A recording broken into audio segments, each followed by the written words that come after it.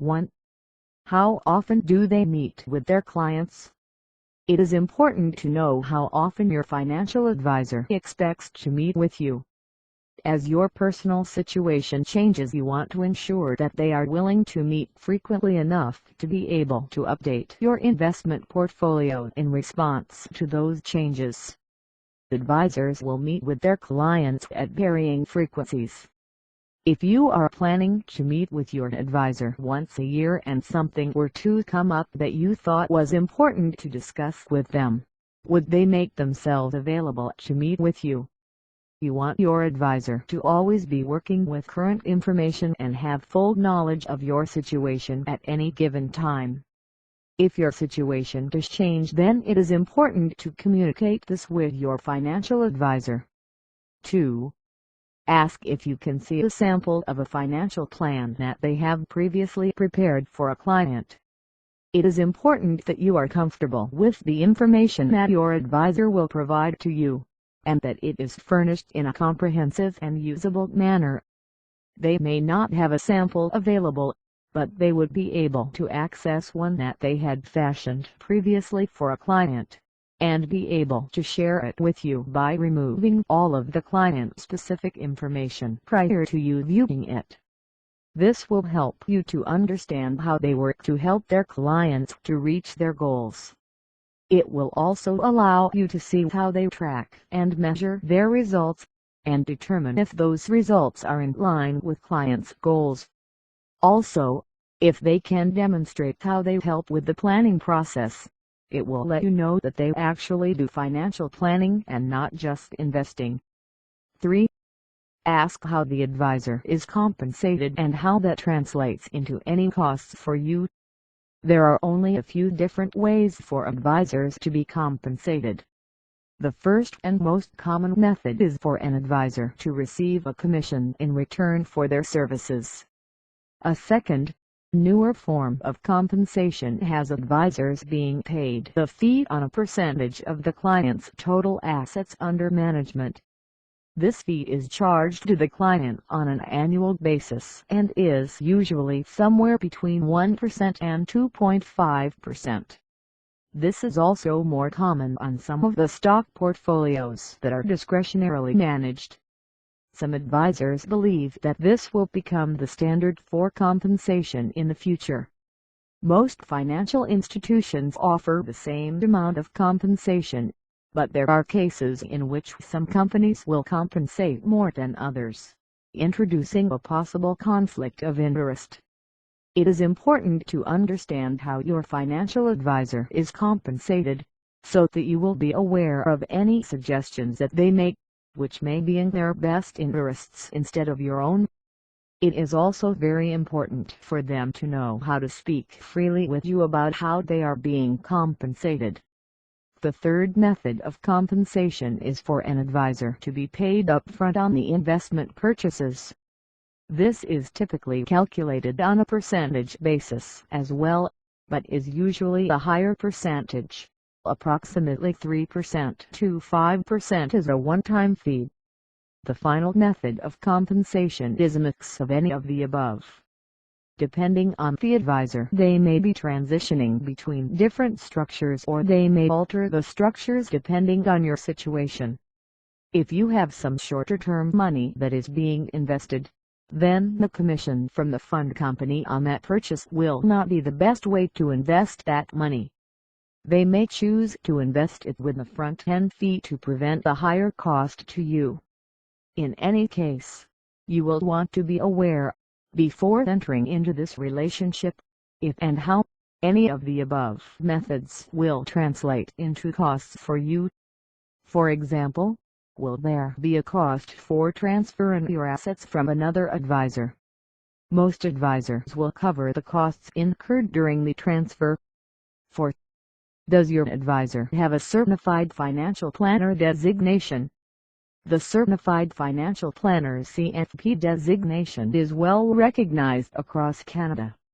It affirms that your financial planner has taken the complex course on financial planning.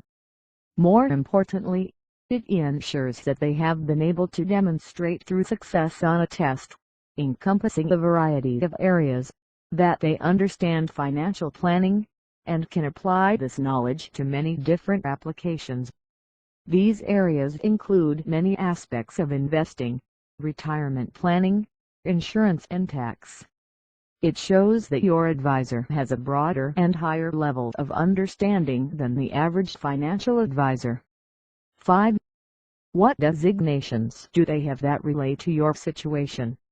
The Certified Financial Planner (CFP) should spend the time to look at your whole situation and help with planning for the future, and for achieving your financial goals. The Certified Financial Analyst (CFA) typically has more focus on stock picking. They are usually more focused on selecting the investments that go into your portfolio and looking at the analytical side of those investments. They are a better fit if you are looking for someone to recommend certain stocks that they feel are hot. A CFA will usually have less frequent meetings and be more likely to pick up the phone and make a call to recommend purchasing or selling a specific stock. The Certified Life Underwriter (CLU) has more insurance knowledge and will usually provide more insurance solutions to help you in reaching your goals. They are very good at providing techniques to preserve an estate and passing assets on to beneficiaries. A CLU will generally meet with their clients once a year to review their insurance picture. They will be less involved with investment planning. All of these designations are well recognized across Canada, and each one brings a unique focus on your situation, your financial needs, and the type of relationship you wish to have with your advisor will help you to determine the necessary credentials for your advisor. 6. Have they done any extra courses and for what reasons? Ask your prospective advisor why they have done their extra courses and how that pertains to your personal situation. If an advisor has taken a course with a financial focus that also deals with seniors, you should ask why they have taken this course. What benefits did they achieve? It is fairly easy to take a number of courses and get several new designations. But it is really interesting when you ask the advisor why they took a certain course, and how they perceive that it will add to the services offered to their clients. 7. Who will be meeting with you? In future meetings, will you be meeting with a financial advisor, or with their assistant? It is your personal preference whether or not you wish to meet with someone other than the financial advisor. But, if you want that personal attention and expertise, and you want to work with only one individual, then it is good to know who that person will be, today and in the future. 8. Are you the ideal client for the advisor? Are your financial needs similar to many of their clients? What can they show you that indicates a specialization in your area and that they have other clients in your situation? Has the advisor created any marketing pieces that are client-friendly for those clients in your situation, over and above what they offer other clients? Do they really understand your situation? Once you have explained your personal needs and the type of client you are, it should be easy to determine if you are an ideal client for the services they provide. 9. How many clients do they work with? It is important to know how many clients your prospective advisor works with. Are you one of 100 clients or one of 1,000? Based on your assets, are you in the top 15%, or the bottom 15% of their clients? These are important things to know. Ask if you are one of their top clients or one of their bottom clients. If will you receive more attention or less attention? 10.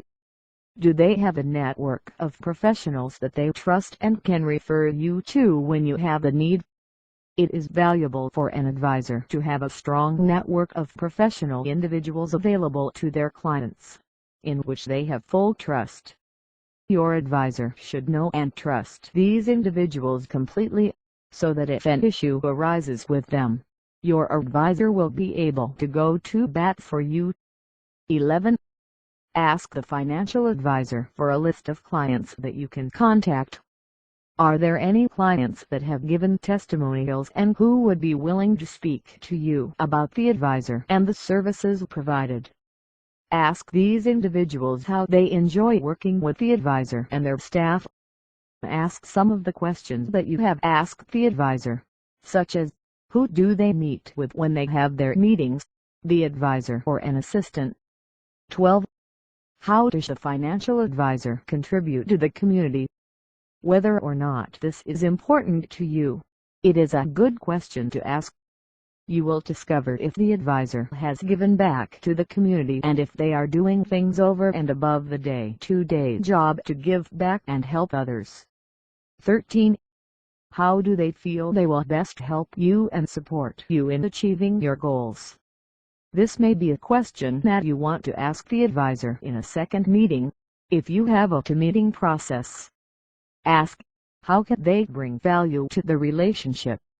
What do they feel they can help you with? What will they do to ensure that you achieve your goals? 14. Do they have any tools that they have developed specifically for their clients? I have touched on this earlier as well. This is really where you can see if a financial advisor is proactive and if they specialize in a specific area or a specific type of client. An advisor who is proactive should be creating some tools or have some processes in place to support their clients in their target market. Some of the tools will be used behind the scenes, but should be able to be explained to you and provided to you during your relationship to help you achieve your goals and keep you on track. 15. Do they prefer to meet at their office or are they willing to come to your house and why? It is a great idea to go to the advisor's office to meet with them initially if you are able to do so. This will allow you to see their office and their working environment, and it will give you a sense of what type of an advisor they are, and the clients with which they work. In the same respect, if you do not live close to their office, you should question if they are willing to come to meet with you at your home. If not, you will want to understand why they want to meet only in their office. Likely, they believe that they can provide the best possible service where all of their paperwork and resources are readily available, despite which questions might arise. They may prefer to come to your home once to see your environs and to get a better understanding and feel for the type of client you are. But, if you are unable to get out to meet with them, or if your situation in this regard changes in the future, you will want to know how this will be managed. 16. Do they do financial planning? And if so, do they charge for it? If you are looking for somebody who is going to look at your overall situation, and who is going to spend the time to help you plan how to meet your goals, you will want an advisor who is proficient at financial planning. If you are looking for a broker whom you simply want to be able to phone to have them place a trade for you, then you will not need financial planning. Understanding whether financial planning is provided is a key component. Be very careful that you are actually getting financial planning when you ask an advisor if they do financial planning. Also, you must understand whether or not there are any fees associated with the planning service. Some advisors may charge an additional fee for the planning on top of everything else that they do, while others will provide you with an actual financial plan at no additional cost. 17. Do they look at the whole picture or only one area? It is important to know if the prospective advisor has a particular focus. Are they proficient with investments, insurance, financial planning, retirement planning, taxes, and estates? Will this one person be able to take over all of these areas for you? Will you be able to establish a relationship with one solid individual who understands all aspects of your financial situation? Or will they only help you with your investments and have someone else do your taxes, your insurance, your estate planning and retirement planning? Will you need to go out and find the others who do that? It is important to understand if the advisor can look at the whole picture or only one or two areas. You will be able to achieve your goals more quickly if an advisor can service your entire financial portfolio, because each of those areas mentioned needs to understand and complement the others, while not undermining them, which may occur if various individuals are working on different aspects of your financial plan. Things to think about during the process: is it convenient to meet with the advisor? Are they able to meet with you at a time of your liking, or did you have to go out of your way to set up the initial meeting? Are you comfortable with them and their staff? Do you get a good feeling from what they do and what they say to you? Do you sense that they have your best interests in mind? Is their office setting efficient and comfortable? Interview a number of different advisors before you make the change. This will help you to understand what each one does differently, and it will give you a good idea as to how they will help you to determine exactly what your goals might be. You might even come to realize that your present situation is the best for you at the moment. Talking to several potential advisors will help you to develop a path toward the achievement of the goals that are most important to you, and help you to understand who is best to partner with in order to achieve those valued goals.